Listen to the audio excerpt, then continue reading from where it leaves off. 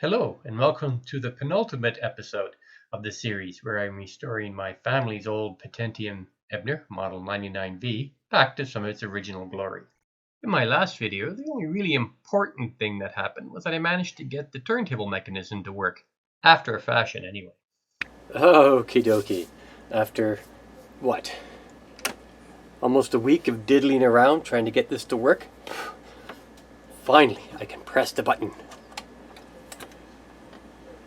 The motor goes, it goes down, it falls, slows down, and then drops. Yay! As the title of this video suggests, today I'm going to build a circuit that will replace the pilot lamp. And to borrow a phrase from Great Scott, let's get started. Okay, so the problem is, at least with what we have now, is that I have an AC power source, which I have to convert to DC. Of course, the only way to do that is with a with a rectifier of some sort, to take this sine wave and convert it into a single DC signal. And of course, we do that with a bridge rectifier. If I draw it all correctly. I'm terrible at drawing these little things. Diodes going this way and that way. AC comes in here. AC goes out there. DC goes out here. And it's going to look something like this.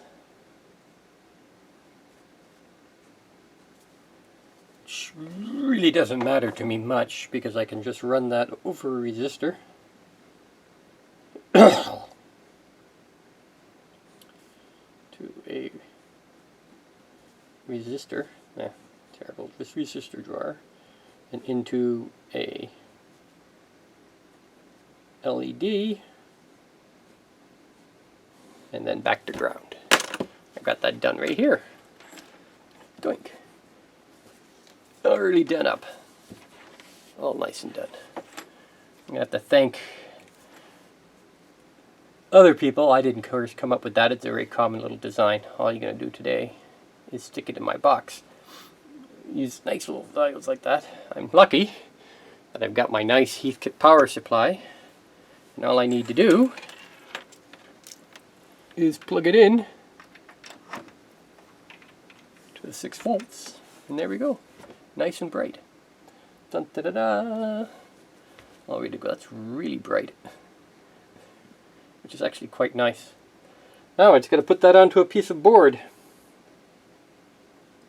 And everything should be good. So that's exactly 1, 2, 3, 4, 5, 6 components compared to one light bulb.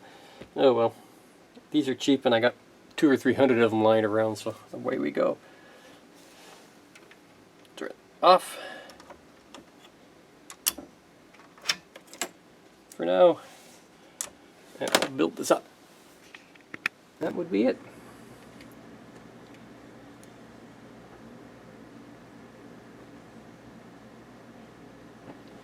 Alright, that's it. Well, there's a way to test that. Power goes in here. One wire. Round and round and round. Don't really need to tie that resistor to anything. I'm going to put this on a wire. Stick it in. Let's go see how this fits before I put it all together. Yeah. Go away.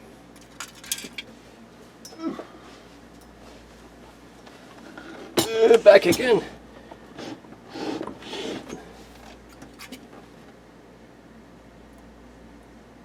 You just have to stick that right there with a little tape or something.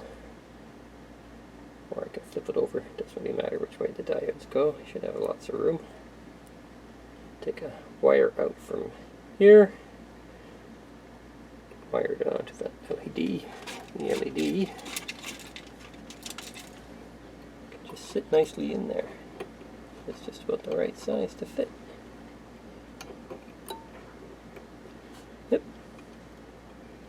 Alright, so I have to desolder these, solder this up, put in my LED, and then we're done. So it took about 5 minutes really to solder that up. Now just a quick continuity test. Zoom in again.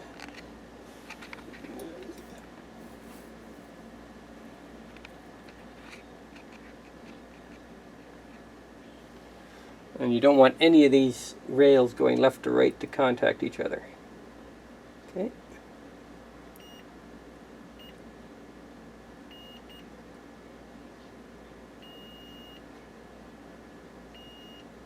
Good. No continuity errors. Do a double check on that. Power comes in here. Goes there and there. This one goes over to that one, comes to that one, comes to that, comes back down around.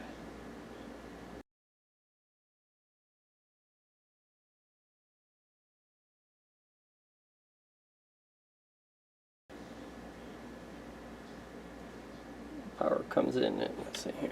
Power comes in here, goes there, goes up to here, goes to there, comes down, back around. And eventually comes out there. Okie dokie. So that's round one done. Now I gotta test this, make sure it's all correct. One must be on this one. And then my meter out. Change probes again.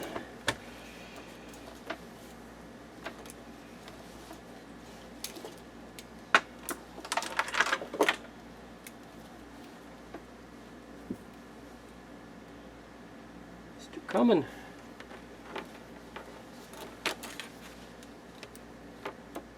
Still resistor.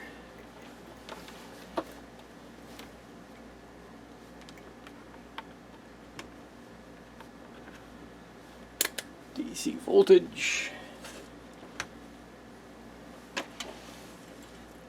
and hopefully we don't get any volt smoke. We get absolutely nothing. No bother. DC voltage.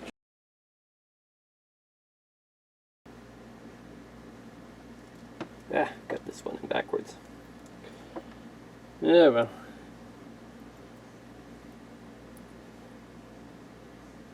That should be that way and that way. Okay. Yeah, that's what the solder suckers are for. Alright. I think I got it this time. So it's black in on gold to black. Black goes to black. Goes to gold, goes to black, goes to gold, goes to gold.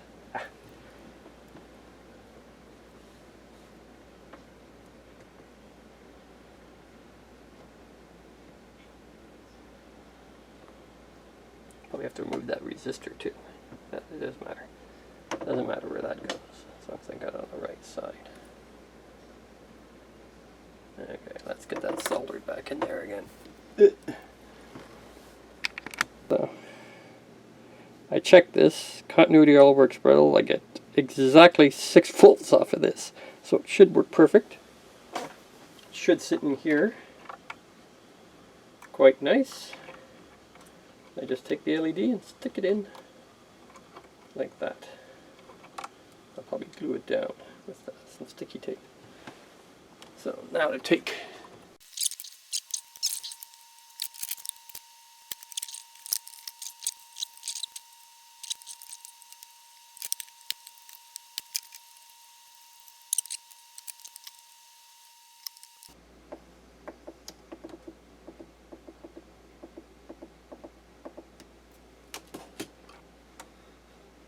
okay, that's attached nicely.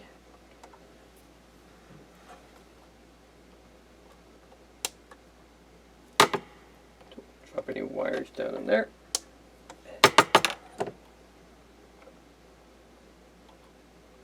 That's cold solder.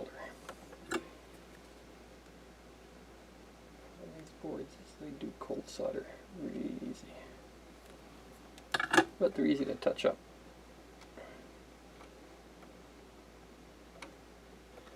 Okay, there. Now, turn my soldering gun off, plug that into my dim bulb tester. Get your old multimeter out.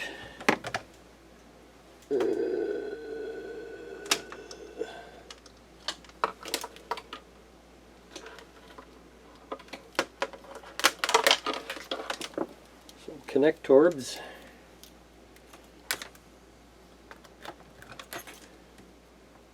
Some leads. That doesn't go in there. That goes in there.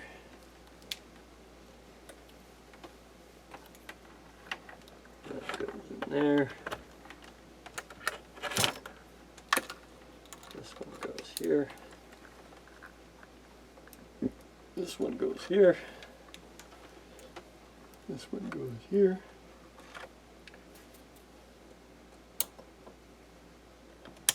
That's what we get for voltage. It's only getting a volt.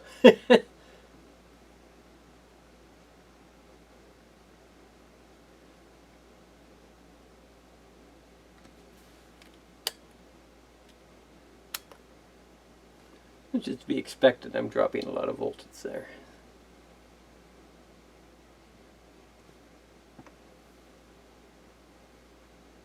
Oh, you know what I forgot? My good old buddies, the breaker bars. Curses!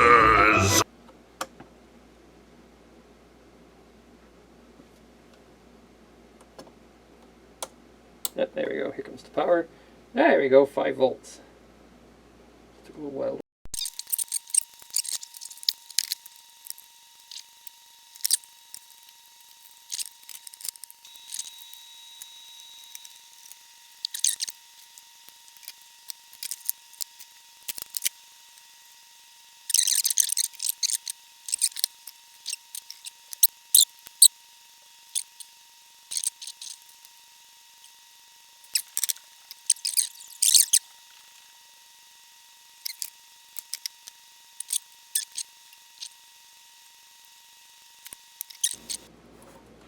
Okay, so we'll give this a final test. We should get lights tomorrow. I'll work on it tomorrow. Plug her in again. Do my breaker bar.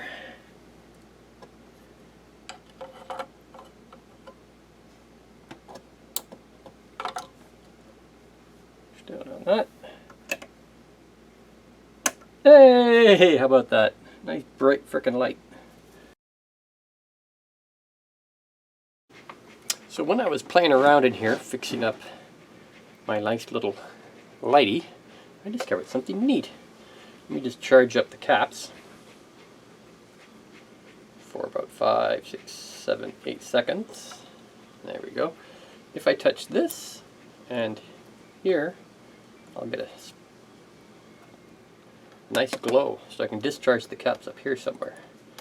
So I'm thinking to myself, might be better if I put some insulation around that and not have these dangling there. If there ever was a case where somebody was touched this and that at the same time, they'd zap themselves, or if it touched the metal top.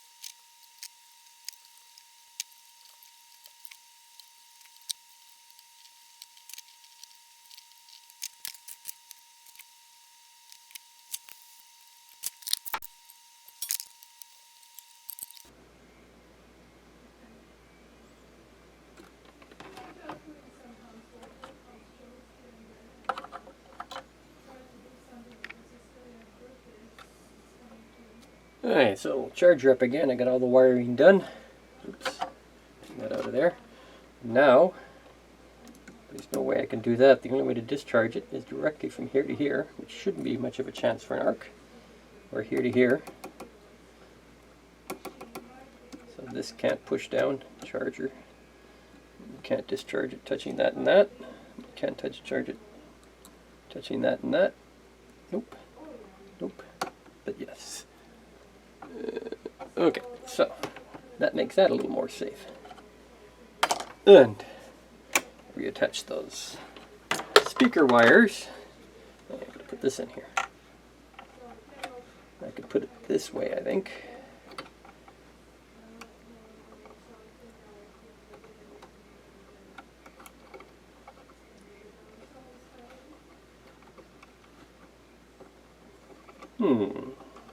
Probably get that right in there.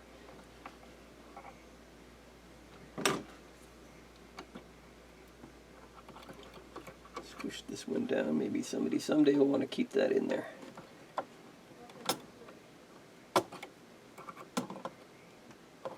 Bend that out of the way. Bend this up a little. Give that a twist.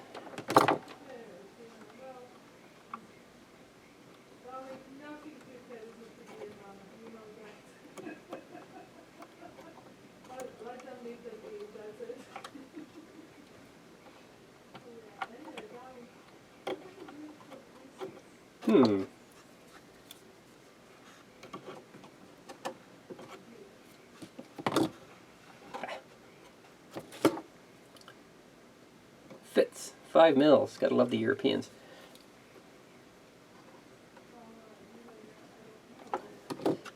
Let's twist it nicely there. And the problem is I can't really put it on that piece of metal or I'll spark everything out. I'll arc everything out. So I have to find out that. Oop, a little light there. Must be some caps still charged.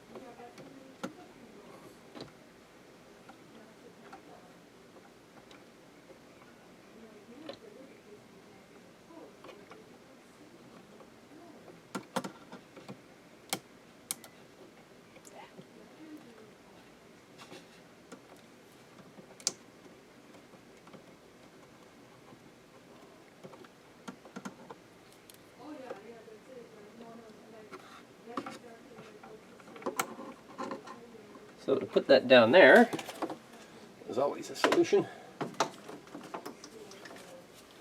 Two-sided sticky tape.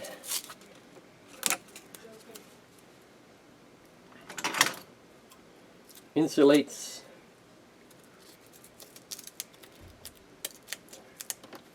and holds down.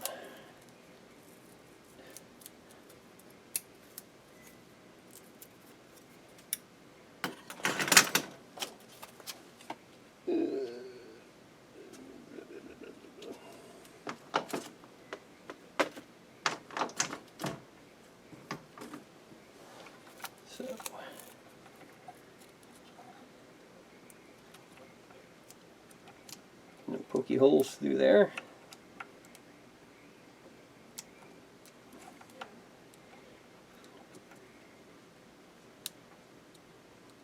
Take that off like that.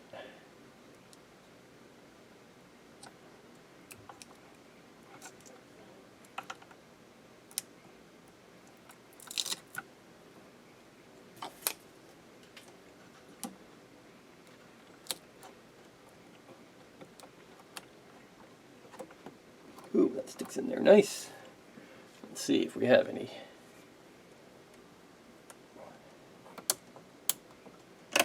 problems with power. Put that back on there. Oops. Oopsie-daisy.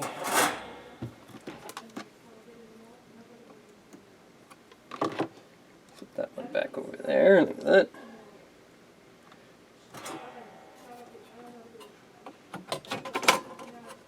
Down, power up. No sparks, no arcs. Nice bright light right in my eyes. Cool.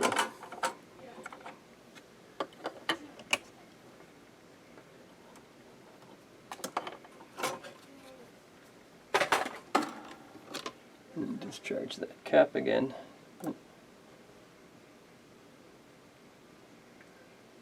There. My little circuit board is all stuck in there.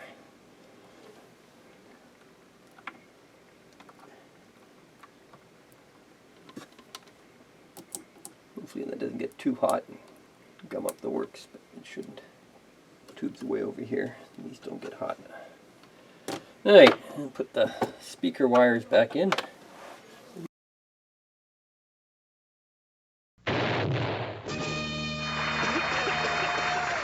Yes, I did release some magic smoke on this project. Now, it wasn't because of the backward diode. I caught that long before it was ever a problem. The real problem was that I didn't bother to read the datasheet of my diode. Had I actually read the datasheet, I would have discovered that the maximum average forward current for this particular diode was only 150 milliamps. What I also failed to take into consideration was that the pilot lamp was on the same circuit as the heaters of the valve. At startup, the heaters suck up a lot of amperage. Also, when they're running, they tend to raise the amperage on the circuit. I calculated for something like 78 millivolts, but it turns out it's well over 100. And eventually, after a few minutes, about 10 or 15, the diodes just gave out and released the magic smoke. Well, I had some other diodes on hand, and the first thing I did was went to the data sheets of these other diodes and looked up and see if they would survive. At about 1 amp, I think they should be okay. To my never-ending shame, with the new diodes, I managed to stick one in backwards and release the magic smoke yet again. Oh well, you do live and learn working in this hobby. I eventually did get it back in and working, and now I think I'm almost finished this project.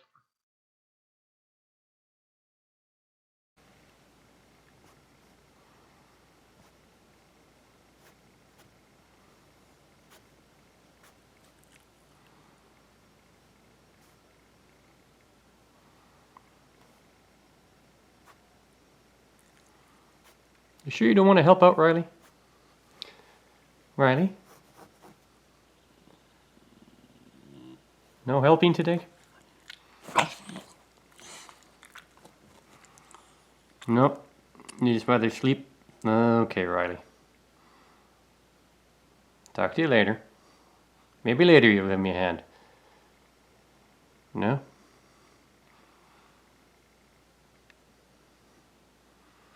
Bye, Riley.